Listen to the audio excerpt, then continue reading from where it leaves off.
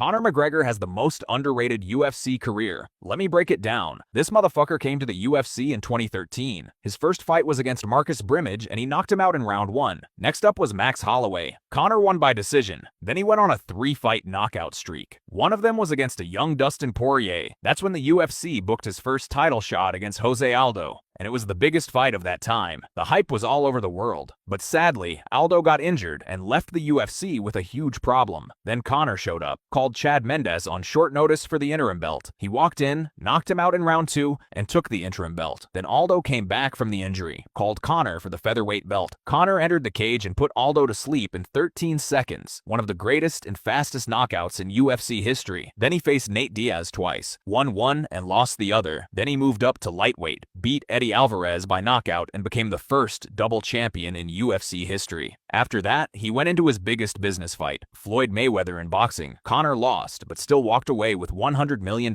Then he took a year off, came back to face Khabib, the biggest rivalry in UFC history. Conor lost that fight with full domination before Khabib choked him in round 4. The biggest downfall of his career. Came back 2 years later, beat Cowboy in the first round, then lost 2 fights against Dustin Poirier, won by knockout. The second one he lost after breaking his leg, took 5 years off after that injury, and finally came back at UFC 329 to face Max Holloway. But Conor got injured in the first round after landing a spinning kick. So tell me now, who has the bigger UFC career? Conor, who fought all the big names in his career, or Khabib, who has only 3 big names on his record?